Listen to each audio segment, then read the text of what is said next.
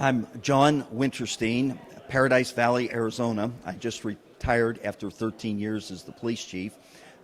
I was the head of law enforcement for the U.S. Marine Corps before I retired after 30 years, and I've done animal control and animal things my whole life. I am still the animal control officer for my town, and I carry all the equipment in my take-home car. Good, and you know a lot about people driving with animals loose inside their car. What kinds of things have you seen? I've seen everything from real tragedies that could have been caused by an animal, particularly dogs, but also occasionally cats that get loose, become a distraction, get under the pedals, block the view, and may actually cause a collision when they're not restrained properly. Most of what I've seen, though, has just been really sad. Pets that have been injured, families that have a relatively minor collision, but the dog escapes, it's running around in traffic. There's a huge risk to them and to the responding police officers trying to keep the dog safe without endangering themselves or anyone else. I've had to literally order families back to the curb because they're out in traffic, 4 lanes of traffic, trying to stop their dog from being run over. And when these dogs do, say there's an accident, somebody's trapped inside a vehicle, and as a first responder, you're trying to save their life before the pet.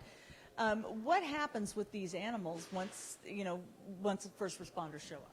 It's really a major problem what to do with the animals, because our first focus is the safety of all humans, and that's not only those that are involved in the collision, but preventing secondary collisions by traffic cones and flares and things like that, preventing as much property damage as we can, and oftentimes there just isn't sufficient manpower to deal with the pet problem. Either the dog or cat is loose and the family's concerned, the dog or cat is injured, the dog or cat may be trapped in the car, often because of the impact.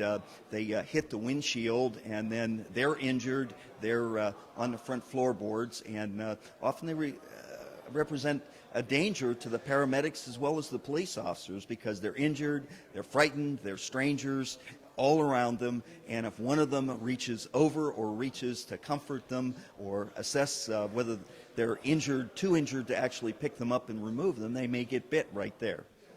And then once we have them, we don't know what to do with them. In my county, there's no authority to hold an animal like that. The county pound won't take them, so we have to figure out, and I've oftentimes had officers who've taken them home. We've had animal control crates brought out, and we keep them in the Sally part of the jail and hope somebody will show up soon. Hope that those that were injured and taken to the hospital will call a family member and say, please go to the police and get my dog. So there's many things that happen in this.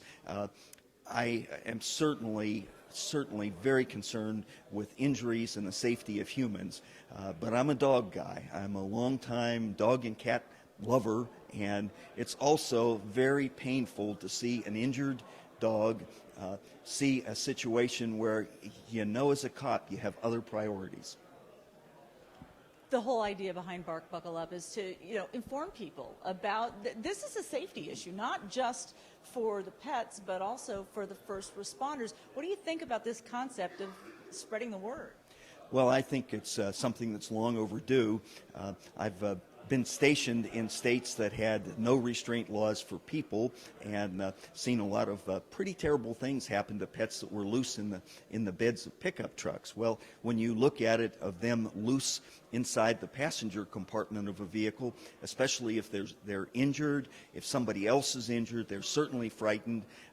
I have had a family experience with a relative who had an unrestrained dog that hit the airbags, hit the windshield, broke off 2 claws almost into the bone, and totally ripped off a dew claw. Well, that dog went all over the inside of the car. When the first responders got there, there was blood all over everything, and they thought that the humans were injured. They weren't. The airbags protected them.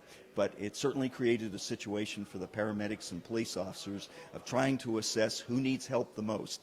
And while the dog wasn't a danger to the arriving paramedics, they had to be very careful when they opened the door to make sure somebody was ready to restrain the dog, knowing that the dog might have bitten them. If there was one thing that you would tell to pet owners who travel with their pets, what would it be?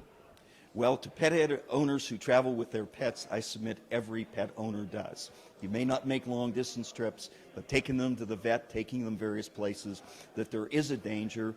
I know everyone is very interested in the safety of their pets, but they need to focus on the safety of themselves, reducing the opportunity for the pet doing something distracting that may cause a collision, and doing something that may cause them to be injured, whether it's within the car or trying to retrieve the pet from traffic after the collision.